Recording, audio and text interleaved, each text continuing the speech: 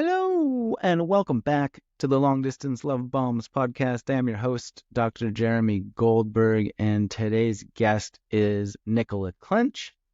I met Nicky in London several months ago, and we had dinner, and I was impressed by her. She seemed like somebody that I wanted on my team. She seemed like somebody that I wanted to befriend, and she also seemed soft and powerful and enigmatic in an intriguing way. And I later learned that she is a specialist in human behavior and ontology, which is the nature of being human. She's also a specialist in childhood trauma and development, somatic trauma work, breath work, 5-element alignment, Chinese medicine, and she's an initiated shaman as well as a Hay House best-selling author of a book called Surrender. And in this conversation, we talk about maturation as well as many other random, giggle-inducing, heart-opening, brain-melting things. It's a fun one. We are very aligned. We vibed. We laughed. We dove deep. We took tangents and we dove through rabbit holes in an attempt to unlock some of the more mysterious things that life has to offer. So this one is great. I loved this conversation. I had so much fun. I have so much time for Nicky and her work. I consider her a new pal, and I look forward to learning more about her and making more memories in the future. So enjoy this conversation with Nicola Clinch. So I was just about to say that I did the Camino, this big walk in Spain over the summer, and I do it every year. And the guy that I took was my buddy named Shell Ooms. And one day at dinner, he's this like kind of Midwesterny guy, and he's like, "Let her rip, tater chip." And then everybody kind of looked at him and giggled, and like, I like that. I've never heard anybody say that. But as we were just about to press record and we were checking in, "Are you good? You feel fine? Okay. Good. Let her rip, tater chip." But thank you. Welcome to I the love that. podcast. Thanks for being here. Hi, thank you so much for having me. Hi to all the listeners. Feels good Yeah. to be sitting here having this conversation. Yeah, we'll see where this meandering rabbit hole takes us. But I do like to start, for those listening that have no idea who Nicky is, they've never heard of you. They're like, "Who is this lady? How do you describe yourself? Like, who are you? What's your deal?" Well, I always pause a bit when somebody asks me that because I think the initial way to answer that is to answer with what I do. But of course, what I do is not who I am. So what I do is I work with a lot of different kinds of human beings and helping them, I guess. Somebody described my work the other day by saying that I excavate the childhood from the body mind.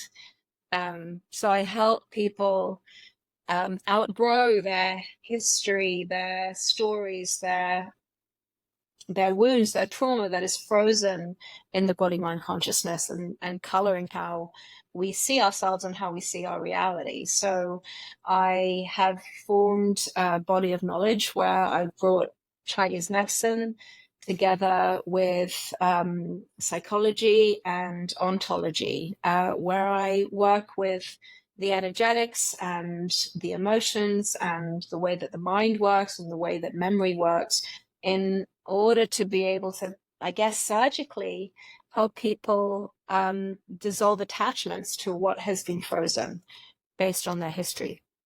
And it's very deep work. It's really beautiful work. And it's something that I feel very passionate about and I feel lucky to do. Who I am is I'm a half Chinese 45-year-old woman. I've lived a lot, many lives. I have 2 beautiful children. And I feel like I'm in a phase of my life where I'm just kind of finally getting started. Like everything was a kind of a training program and a warm-up process for this phase of my life where I get to really live in the way that I've always wanted to live. So Yeah, I feel like who I am is a woman led by inspiration and a vision to help as many people as I can be free. Yeah, I love that. There's so much in there that we'll dive into, but I'm curious when you talk about that you're just getting started, right? Yeah. At 45, like why now? What got in the way of that? Like what happened? Well, of course, when you're living the life, it doesn't feel like anything's getting in the way. You're just living your life and it feels normal and it feels like the way it is. And, my work is called maturation. And I guess you only discover what you know once you know it. And so when I look back on the last, let's say the last few decades, um, there's been a very natural and organic process of maturing.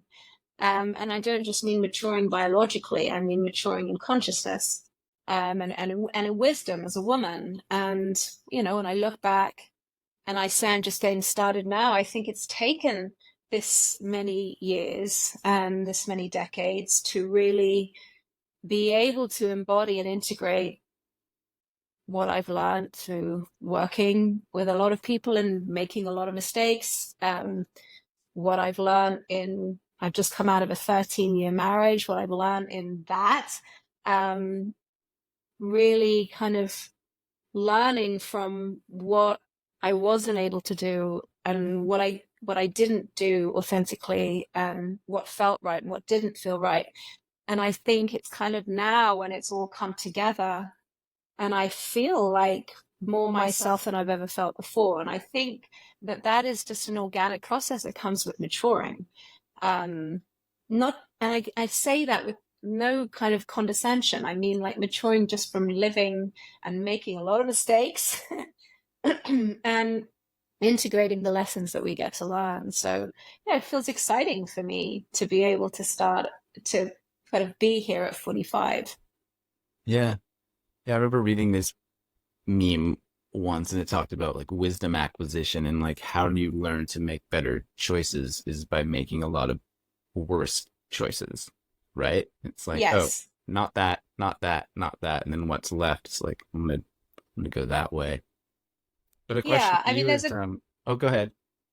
I was just going to say, there's a teaching that I always say with my clients that, we're either learning or we're blaming, and you can't do both. You have to choose a paradigm. And so you're either blaming yourself or blaming someone else.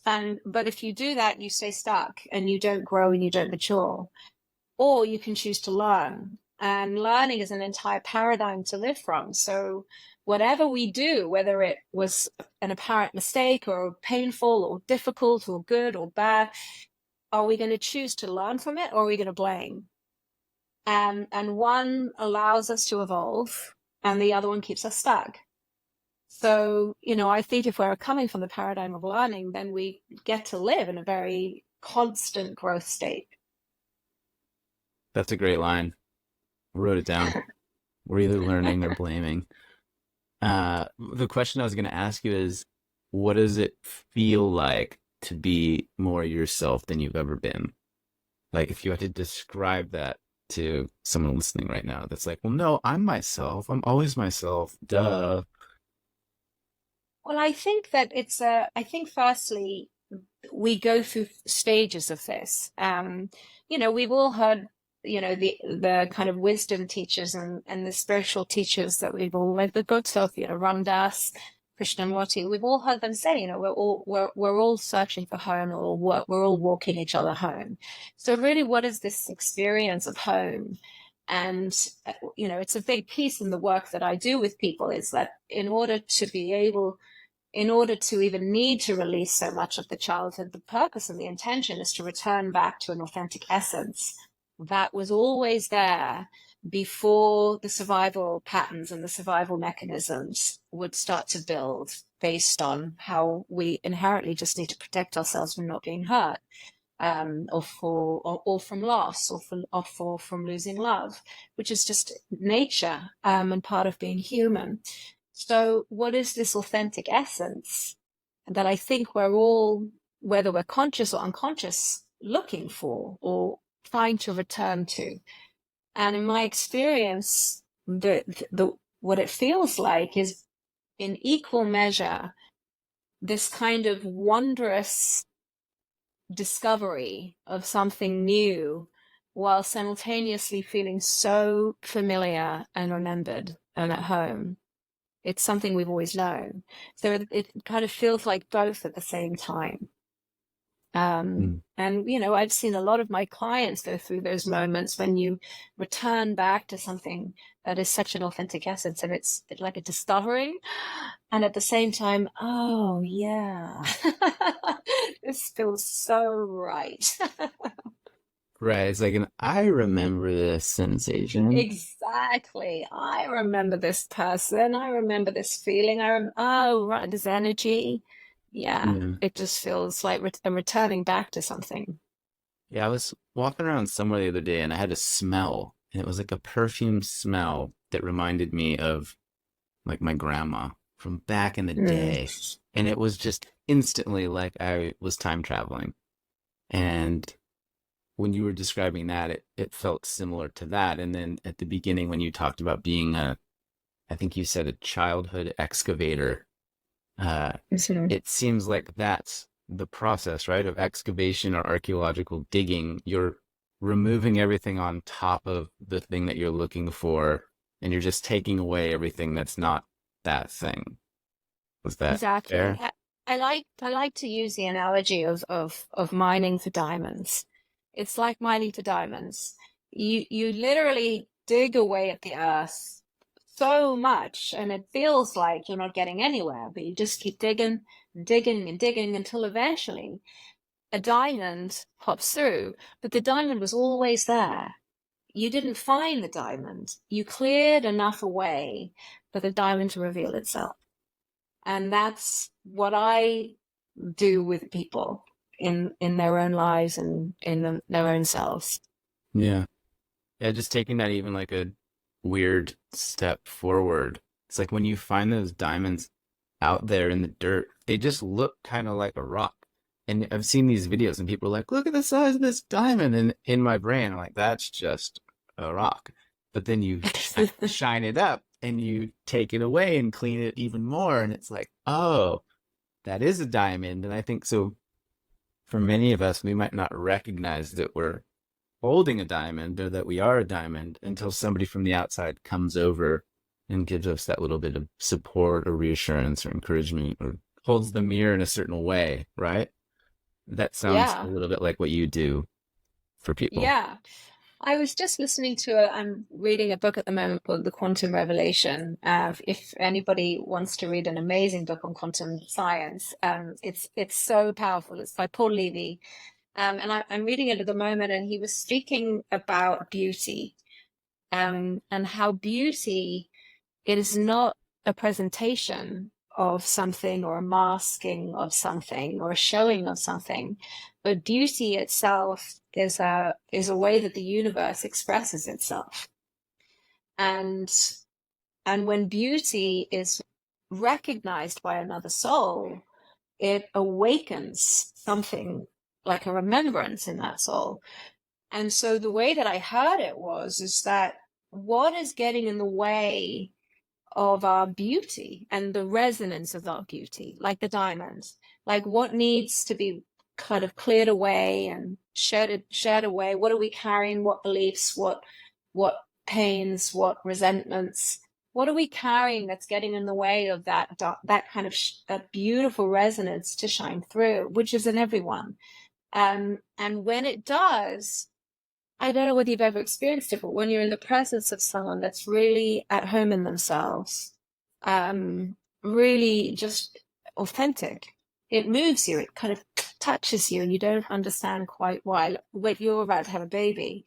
When your baby comes out and you witness something so pure and so untethered, it will move you so deeply that you won't even know why, but you'll be crying. Yeah, one of Kendra's friends, I think yesterday, messaged her or left a comment on a post that she did and said, like, when you look them in the eyes for the first time, everything changes.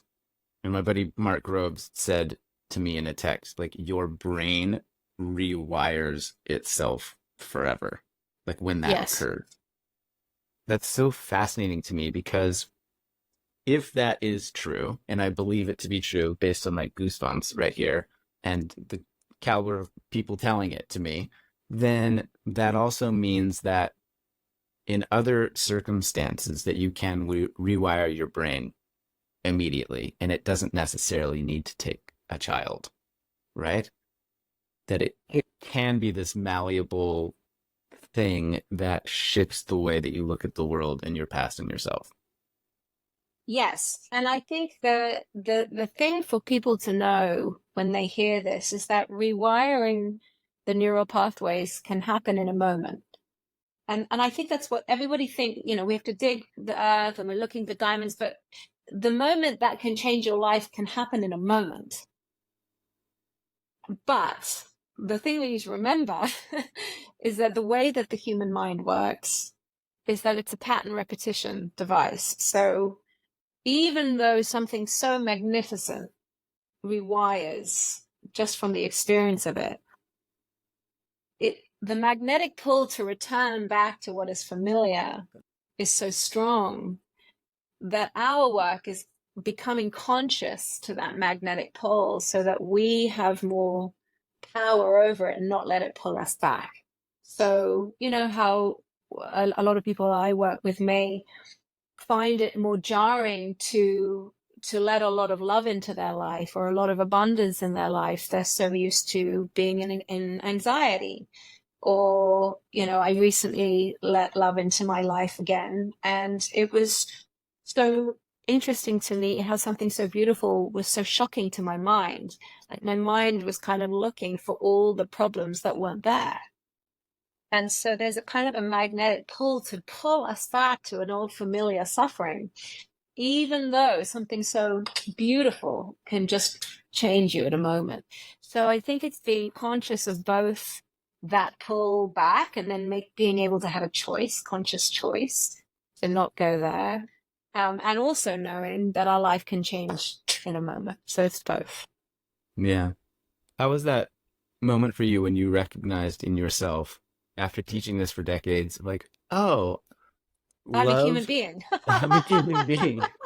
And like, I also have these things where I equate love with discomfort and fear and suffering and avoidance and da. It was, firstly, my teacher has always said to me, no matter how successful you get, no matter how good your work is, whatever happens, never forget that you are also a human being.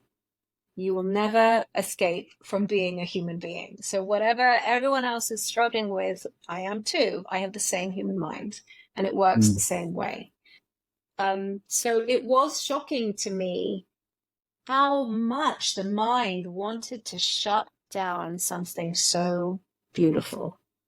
And it took, 20 years of work on myself to be conscious enough to just shut up and not act out on it and not do anything about it and just like just sit with it. Sit with the fears, sit with everything your mind is telling you. Run, don't do that. You're being too vulnerable. Don't open too much. You're giving yourself away. Blah, blah, blah, blah. All that stuff. And it's like, just sit with it. Be patient. Shut up and just sit. Yeah. Is that the practice for you? Is to like literally sit with it, like meditation or journaling or? I call it to be with it, which is actually, a lot of people will think that sounds really passive, but it takes a lot of consciousness to be with the emotional experience that rushes through the body and not resist it, not push it away, not suppress it, while simultaneously being conscious of how this is the past, right here in the present. You said earlier that you were time traveling, you smelt something, and just like that, you were back with your grandmother. The mind cannot distinguish time. It can distinguish what is real or imagined, and it cannot distinguish whether it's past or present. And so we could be flooded with something that happened 45 years ago. My father leaving, or my mother's angry rage tantrums, whatever it is, it can be here like that. And so being with, which is a very big part of my practice, and it takes a lot of work to even get to that point, is can I choose to be completely 100% responsible for the experience that is moving through me right now, whilst also being fully conscious that it is the path. And so letting it move through me and the noise of the mind, not resisting it, feeling it, but not acting on it either. And then what really happens is, these frozen moments in time, they dissolve and they unfreeze and they release. And before you know it, you are more available to love, because that past mechanism, that piece that was always this kind of stuck there, was able to move and release. Yeah. It's so peculiar how when you think about the past in your brain and you think about something that happened decades ago, or you think about something that happened this morning, they just seem like then, right? It's just this amorphous then. And it doesn't feel older. It doesn't feel like a dusty or black and white movie that's being shown. It's just vivid then. So when you talk about being with the past, but also staying conscious in the present and recognizing it for what it is and being with the feelings, is there self-talk involved with that? Or like, what is the practice to remain sort of grounded in that? Well, in our main kind of signature program, which is a program for listening to life, and really the kind of backbone of what my work is ontology. BodyMind ontology is teaching the design and the structure of the human condition, of being human. And within that, there are particular blind spots that we as a species are stuck in our relationship with reality. And one of those blind spots is time. We confuse the past with the present, and we don't even know it. It really appears like what is appearing right now is real and true and happening now. So that's why we end up in relationships where it's same man, different pants. It's like, I keep changing relationships, but they all end up like my mother. Like, what is that? What's all that about? You keep changing jobs and they're just like your dad. Or why do we keep repeating these same patterns? Because, we think that time is linear, but it's not linear. The past is not back there. Look, the past is in here in the memory bank. It's here right now. In fact, everything that is of the mind is everything we've absorbed of the past. And if we are unconscious of that, and it is a blind spot, and just for everybody listening, we don't know that we're in a blind spot until the very moment we discover the blind spot. Until that moment, what appears to us appears as normal and the way it is. And so, we continually get the past confused with the present, which is why is it that whenever I make money, no matter how much I make, I always end up feeling unsafe? This is just what I hear clients struggle with. Or why is it whenever what I've always wanted is love and connection, but whenever I get into relationships, I always feel like I'm going to be abandoned and betrayed? Why do these pieces keep repeating? Well, because something of our past is coloring how we experience the present, and we don't know it. I've forgotten your question now, but I hope what I'm saying is useful and interesting. It is useful and interesting. I find myself occasionally just being like, yeah, just keep talking. This is like a great TED Talk. I'm really enjoying that. Yeah, so we have, as humans, blind spots that we don't recognize as blind spots until we know they're blind Yeah. spots, which strikes Yeah. me as quite annoying and sort of obnoxious. And Mhm. when you talk about time and we're repeating patterns that are sort of frozen in us, that are these comfortable forms of suffering. So how does one escape this labyrinth? How does one begin Right. to dethaw these So frozen stories? in the way that I work with people is there are kind of two journeys that have to happen, and they have to happen at the same time. And one is being conscious, becoming conscious and aware of the design of human being, and the structure, so that even though you have a mind, and even though you still have the same survival mechanism as me and everyone else, we are able to start becoming conscious and present to it rather than being in it and run by it. So that's a very, very big, that sounds like a small thing, but that's a big step. That creates a huge shift in your relationship to being a human being. I'll give an example. One morning I woke up, and as my eyes opened, I was already anxious. And I'm sure a lot of people will listen to this and relate. I'm already anxious. In fact, I was already waking up into a world where the potentiality of something scary and dangerous to happen was the way it is. I was able to be conscious enough to lie there going, well, why? I haven't even got out of bed yet. It doesn't make any logical sense. Now, from an ontological context, it's not what we see that is running our world, but where we're seeing from that runs our world. Meaning, what is the context that we're seeing from that is literally looking through our eyes and giving us the appearance of our world? It's like being brought up in Asia, the way that I see the world, the context from which I see the world is very different. Your wife to be is half Asian. I'm sure you noticed there are differences, cultural differences in the way that the world appears, based on the context that the environment that you've been brought up in. So ontology teaches us that reality isn't just the way it is, it's colored by where you're seeing from, Yeah. right? That's every human being. So where was I seeing from that I opened my eyes and I was already waking up into a world that was scary, even though nothing was happening and I hadn't left the bed.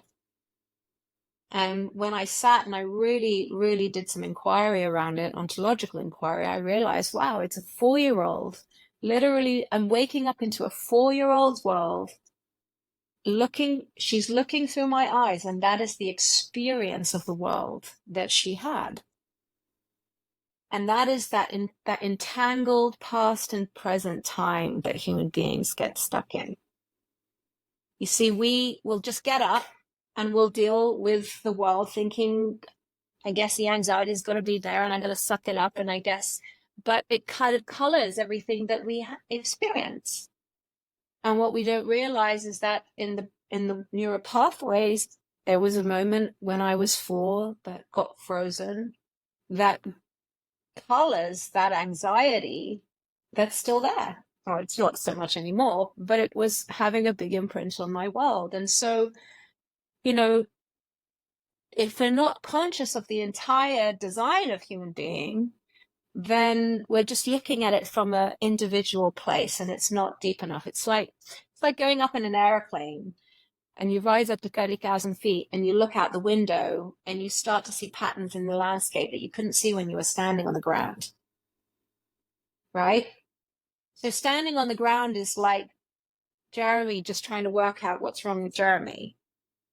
But if we rise up to 30,000 feet and we look at Jeremy from the context of human being, you'll start to see patterns in the way that you're being Jeremy that will make a lot of sense that you couldn't see just standing on ground level. So that's one of the important things that we teach people. We take people through that process in ontology, the BodyMind Maturation. And then the second thing is becoming very conscious of your particular wiring, your particular story. how your environment colors and shapes how you experience the world. I was able to have enough consciousness of my experience of love and fear, enough that I could be able to choose how to be with it. And choice is power. It takes a lot of work to be able to have real choice over what runs us. Yeah, I think this is also super helpful, not just individually, but collectively and relationally. I'm thinking especially of my partner, where there have been moments, and there will be more. Like, for example, she's pregnant right now, so there's a lot of nesting, it's called, I'm learning. And so she Yes. she looked at the closet and assessed the closet as messy, and we need a deep clean and to reorganize everything, right? And I looked at the closet and I saw some shoes. I was like, they evoked no emotion in me. There was like no story. There was not, even if I had to list 20 adjectives, not one of them would lead to this conclusion of like, oh, we should probably take all of those shoes out and clean the floor below the shoes. And like, but for her reality was very different, right? Mm-hmm. And she was viewing the same thing that I was viewing, but from a completely different story. And rather than me judging her, or you see that like, oh, she's just crazy, or she's irrational, it was like, oh, from where she is right now, the things that need to happen are different. And that helps me to be more compassionate and understanding and kind. Yes. Well, that's actually a really beautiful example, because, and it's a trivial enough example that there's not enough, it's not a heavy emotional component Right. to it. So we can kind of let that in a little easier, but that we're doing that all the time. You know, when, hands up, everybody listening, when you've been in an argument with your partner and you're fighting whose reality is the right one. Mm. It's like, well, that's the wrong question. It's impossible. No, there is no right reality. The only reality is the one that's appearing to us, and that is the nature of reality. But yes, your nesting is a real thing, Jeremy. I remember around 38 weeks starting to scrub the skirting boards on the outside of my house. Right. Oh yes. Yeah. Yeah. We could go down that rabbit hole for sure, but I'm going to attempt to get us back on track. Yeah. Yeah, it's tricky, right? And going back to what you said a moment ago with the blind spots, and it strikes me that if I'm in an argument or having conflict or a point of disagreement with my partner, then in some way we're perhaps both in this blind spot of not realizing the other person has a different reality than we do, and we're just like trying to be right, or we're trying to influence, or we're trying to rather than just zooming out from that airplane view and be like, oh, they're just seeing things a little bit differently than I am right now. Yes. So exactly. the work is like on an individual level, but it ripples out to everyone that's around you. And I suppose when you're talking about aura or essence or businesses or clients or friends, then this is like the ripple effect. Well, I mean, it's a huge component, because if you hadn't noticed, you know, we seem to have major communication issues on this planet. What? You We mean don't politically? we don't seem to be able to listen to each other at all, and we don't seem to know how to communicate to each other. And those are two very basic things that we need to know how to do in order to relate to each other. But those two things are colored completely by the way that we see the world and from where we're seeing it from. So, you know, in my work, we are working with people individually, but it has a massive collective impact. I mean, Yeah. I literally watch people come out of the programs and then, you know, they've their marriages completely transform, not because they've changed their husband or they changed much about what they were doing, but suddenly the way her husband appeared to her, which was always the one that was always dismissing her and not loving her, suddenly she saw him more clearly because she wasn't blinded by her childhood. You know, I'm now out of my marriage, but I remember a point around 9 years when I realized I hadn't ever really seen my ex-husband at all. All I had ever seen is the one who was meant to keep me safe. And if we're more blinded by the veil of your childhood, we don't see each other for who we are. We see our projections of each other. And then, of course, that gets in the way of what we want from each other, which is connection. Yeah, I'm reminded of a friend that was going through a breakup and she was working with a therapist, and the therapist challenged her to take a 3-month break from men, of like flirting, dating, all of it. She called it a he talks. And there's also like a she talks. I don't know if you've heard those words. No. Amazing. So yeah, so she was on her he talks, and she told me one of the things that struck her was that the therapist said, look, like, you can start dating again, but what's going to happen is we're going to have the same conversation in a year or 2 years when that relationship ends up in the exact same way that this one has for you. And yes. That, in her telling me what he said to her, something like struck me where I was like, oh, this is like the grand pattern interrupter. And it sounds like yes, that's exactly what you were discussing here. Absolutely. I mean, I say it in my podcast, and it triggered some people because it really challenges the story of romance and the fairy tale. I am a strong believer that the sole purpose of relationships is for spiritual evolution. I don't think it's that we're meant to make each other happy.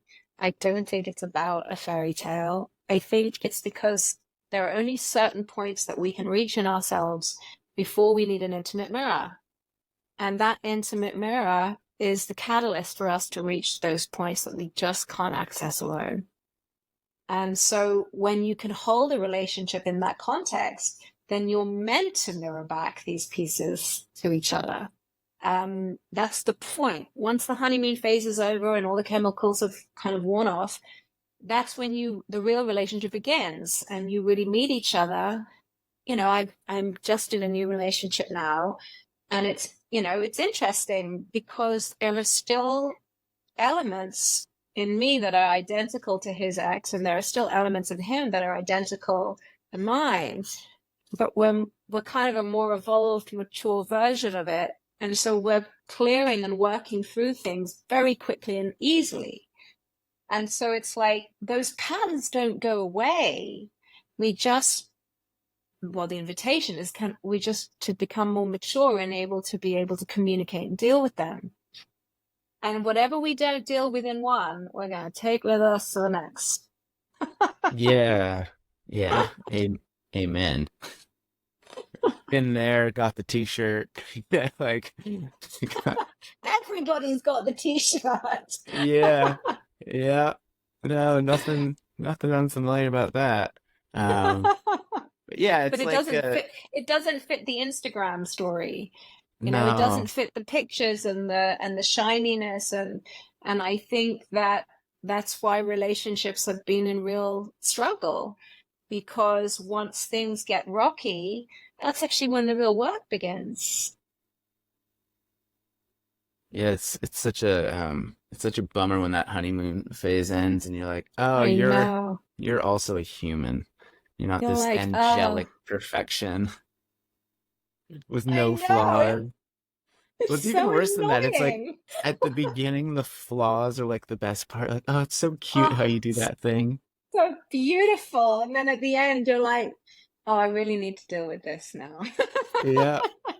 Like there Kendra has this like a couple of voices to describe me and my personality at times, which we found to be quite effective, is like add some levity or lightness to it, right? So she has one voice where she's like, there you are, just right there, always there, just never leaving, just there. Right? And I'm like, okay, you need some space. Like, I'm gonna go for a walk, or do you need to go for a walk? Do you want to take the car? Like, right? And so just naming these very human irritations as they come up with a bit of levity. And it sounds, I mean, I've not worked with you as a client, but I feel like you're a person that would inject some levity and lightness to the deep work of becoming and excavating. It's such a, I mean, I think if you, it's actually a real evolved place to be if you can just laugh at how hilarious it is being human. Like we're all the same. I worked with grandmothers, grandfathers, people in India, people in America, all over the planet. And yeah, we have a lot of differences, but underneath those differences, we're not just similar, we're the same. We're the same.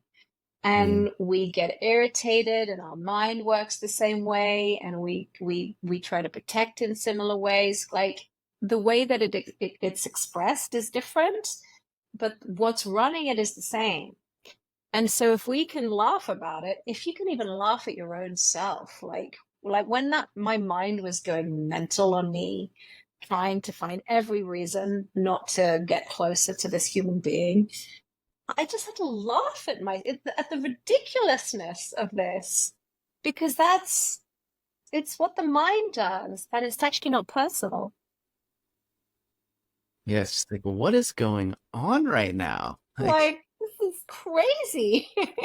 Why is it doing this? And you know that when you get that moment that you can laugh at your own self, because stepping into a pattern that you just keep repeating, that moment you laughed, it's like the power of it just, it's gone. It can't hurt you. What's like an example of self-talk so you laugh, you realize you're a crazy person in the moment, and that's like not a judgmental thing. It's like, I'm a crazy person, laughter, what is happening? And then there's got to be a space between that part and then the healing, work through it, move past it stage where you've evolved and like have dealt with it. Well, I think the next step is a hard step, and I want to name it because it's actually one of the ones that almost everyone I know resists and finds the hardest. Once you see it, are you ready to be 100% responsible for it? Because we are 100% responsible for being the source of our experience. Meaning, Kendra cannot make you angry. The anger was already there. She just bumped into it, or rubbed up against it, or nudged it. Like, our experience is already there. Nobody can put it inside of us, and nobody can make it happen. If the mind recognizes what he's doing or she's doing as something that activates it, that's my experience. And so if we really want to get to the point of healing, the first step is, am I ready to take full ownership that I am 100% responsible for this? And what I mean by responsibility is I don't mean blame, I don't mean shame, and I don't mean guilt, but I mean 100% ownership. Meaning you did not put this in me. I am generating this right now. And so I will be the one to feel it. Yeah. But it's easier to go with option one, which is to blame, right? Yeah, I know it is. You put this here, or you did this, or why do you breathe that way, or why? I remember this one time with my ex. I was just in the kitchen and I was so happy and I didn't have any problems. And then he came in and I was like, and then my mind started going, why is he picking up the kettle that way? He's breathing funny today. Like the whole starts kicking in. And then before I know it, I'm like, oh, I really want to pick a fight. Like, it's so real. It's like things that were just too good. And the magnetic pull to go back to the same, like, it's like, how much it took me in that moment to be responsible for what I really wanted to just. Yeah. And meanwhile, the poor guy's just trying to make a cup of tea. He's just making a cup of tea. Living his best life. Right. Like, why are you doing it that way? You'd be like, what? Like, Yeah, I know, but yeah, everyone listening, I bet you we can relate. It's like the way our partner rolls their eyes. Is it really that they're dismissing you, or are they just rolling their eyes and they don't even know they're doing it? yeah. Yeah, I have a couple examples of this I could touch on, but I think I might go to my higher self and bite my tongue and swallow that story. Yeah, no, No, it's blaming is seductive, and I think that yeah, we're collectively and culturally addicted to blaming. And I think that's why we're in such a shitstorm on the planet right now, is it takes so much courage and maturity to start being in ownership of the reality that we're experiencing. yeah, yeah. Once you start looking through that lens, you see it as personalities and societies and cultures and social norms and the way that people talk to each other politically or on the internet. It's this very like throwing out kind of vibe rather than Yes. pausing and taking a moment to reflect. Yeah, and I But just want to say also, this is not easy stuff. Like when we've got horrific wars taking place on the planet, and we're mm, seeing such such just horrific things, to be able to be with that grief and the heartbreak of that, and not try and attack and try and blame and try to fight for something externally, is that it's a lot. It's a lot to take on, but unfortunately, that's kind of what needs to happen, because what we're doing isn't working. yeah. Why why does responsibility have such a bad reputation? Or perhaps a better way to phrase it is like, how does responsibility relate to maturation? Well, I think the word responsibility triggers a lot of people, because I think just inherently and mostly unconsciously, it will relate to your relationship to your mother and your father. So it's like your original authority roles. So as soon as people hear responsibility, it's just like a trigger point for whatever is unresolved with mom and dad, which they were the original power roles, right? So that's why we hate responsibility, because the kind of child in us that still wants to fight that fight, or whatever it is that's unresolved with mom and dad, will resist the responsibility. But what I mean by responsibility in maturation is ownership. Um, and ownership is power. It's powerful to take ownership that your reality is the way it is because of what's moving through you. Meaning, if you do take ownership of it, you start to actually get choice on what kind of reality you do want to live in. You don't just get stuck with a reality that you think you have to try and work out. That's a big deal. That's a massive deal. And that's the Like, distinction between victimhood and power. mm, like taking ownership for your own life and how you show up in it. Yes, This seems like the core stuff. exactly. Which, of course, that is maturity. It's like it, and I say this with no judgment, how much resistance we have to really growing up. It's like I know so many people that behave the same way as my 5-year-old toddler. But it's just they're in a grown man's body, and I say this with love. We don't get older, we just get taller. Hmm. Yeah. Yeah, I've heard it described as the difference between elders and elderly, right? There's a Yes, big distinction in terms of wisdom, maturation, ownership, etc., and a number of years that you've been on the planet, right? exactly. But it's like, again, it's just so much easier to To to blame. blame. Like, no, you I don't know. understand. I mean, I see this with clients. I do this all the time too. Like, no, you don't understand. I don't think you understand what I'm saying here. So I'm gonna explain it another way to try to get you onto my side and tell me how great I am and how I did nothing wrong. And it's like, no, like I get what you're trying to do here. And like I'm trying to guides you to this other path of maturation and ownership Yeah, and it's responsibility. hard. It's hard to grow up. And there's something really seductive.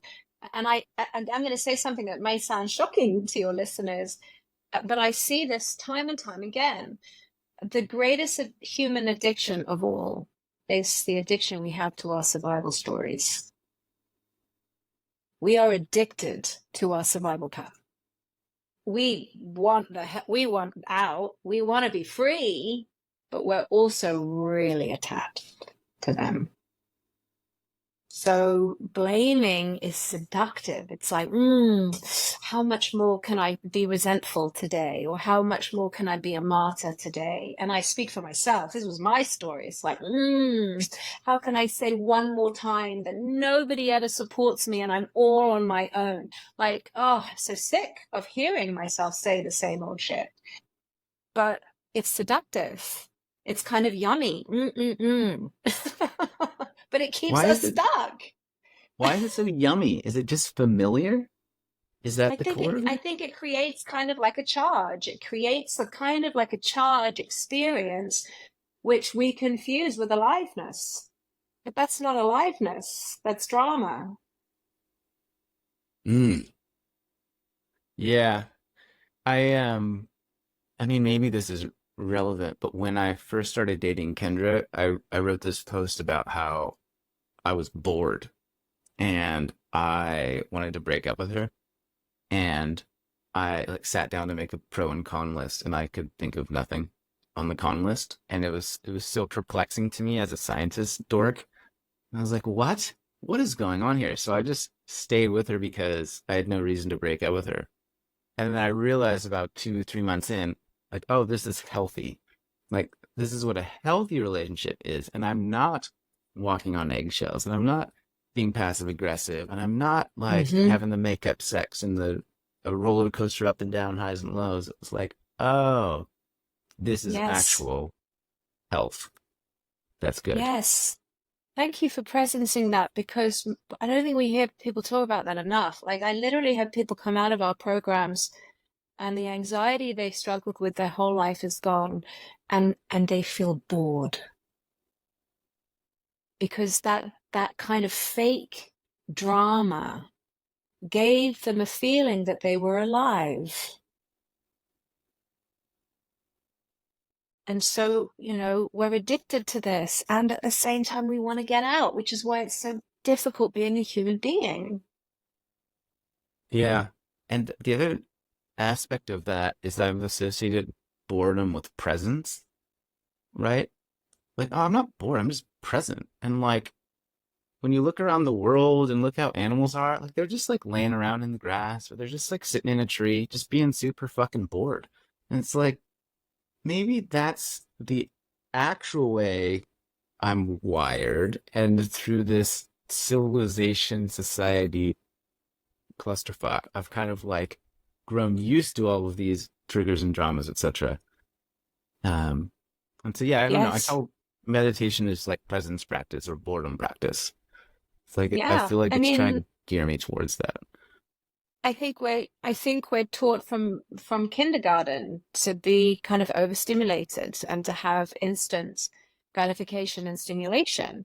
My children go to a different kind of education. They go to a Waldorf education school, so they don't have screens. My son doesn't even learn to read or write until he's 7 or 8, because they don't want to infiltrate the brain, the creative part of the brain, until he's more mature. And what's interesting about the way that Waldorf teaches children is that boredom is a fundamental piece to their childhood. Meaning, if you're not giving them screens and you're not giving them that instant something to fill the space, they get bored. And what I've discovered, which was kind of mind-blowing to me, was if you let them be bored long enough, just at the moment before you're about to bail, they create something amazing. That's interesting. So boredom is like, it's like the fertile ground for create something new and creative to be born. Yeah. Yeah, it sounds like a unifying theme of much of what we're discussing here is this kind of like crunchy resistance, like you've got to actually go do this thing you don't really want to do or that is good for you and interrupt these patterns, etc. Do you have any advice or encouragement or like words of wisdom for those navigating this journey? Like, what do you say to your clients? And Well, I think the first thing I want to say is, please don't beat yourself up, because everybody, and this is 100%, everyone I've ever worked with, every person thinks that they are doing something wrong. And somehow they're more messed up than everyone else. Secretly. We kind of secretly think that. And I want you to know that that is inaccurate. What is happening to you, the mechanisms and the repeating patterns, yes, it is your individual responsibility, but what is running it is not actually you and it's not personal. Meaning, as long as you are a human being, this relates to you. And the rain cloud may get you wet, but it's not raining on you personally. So yeah, that's the first important piece for everybody. Please let this in. That whole story that somehow you're doing this and you're messing up and it's all on you. No, you're run by a particular system called the human condition. And it's the same for everyone. It's just the way that it expresses itself through is familiar to you. So that's number one. Nothing healing can happen in an environment of blame. So if you are blaming yourself, it is getting in the way of your healing. that's a banger. You've waited 55 minutes to drop that one on us? Like, Nothing can heal in blame. Compassion is the gateway to all healing. And so please begin with yourself, for everyone listening. The second important piece is, if you're wondering how to find the doorway in, look at what is repeating in your life. And whatever is repeating in your life, no matter what you do, change countries, change bodies, change partners, and usually what's repeating is happening internally, meaning I always end up feeling betrayed, or I always end up feeling dismissed, or I always never feel wanted, or I never feel safe. That is usually what's repeating. So if you want to find the doorway in, look at what's repeating, and then use that to back up into it, going, right, what's happening in my body when I don't feel safe? What's happening in my mind? Become conscious to what's actually repeating. It's an internal mechanism, not external. It happens internally first before it happens externally. Once you become conscious of that, that's kind of the beginnings of you starting to open up in your world for yourself. yeah, gently. It's like an end of a poem, like gently, child, gently, or something like that. It sounds like that's what you're describing here. Gently. Well, I don't think we touched on hardly anything that I had written down to talk to you about, but That's good.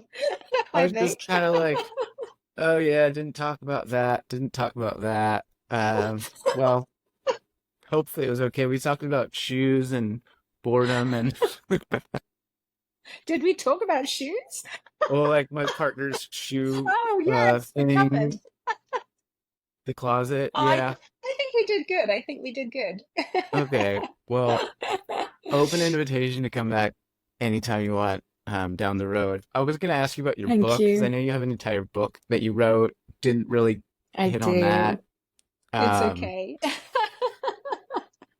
but maybe do you want to like describe the book and then let people know where to find more of you? Like I know you're on Instagram. I Yeah. know you have programs and courses on your website, but Yes. So I wrote a book. It is called Surrender. Surprise, surprise. And it's with Hay House, so you can find it anywhere that sells books. I wrote it during COVID, so it was a very powerful time for me to write a book. called Called Surrender. Surrender during COVID. That's just like Yeah. almost too cliche. Yeah. Yeah. Like, Yeah. wow. Yeah.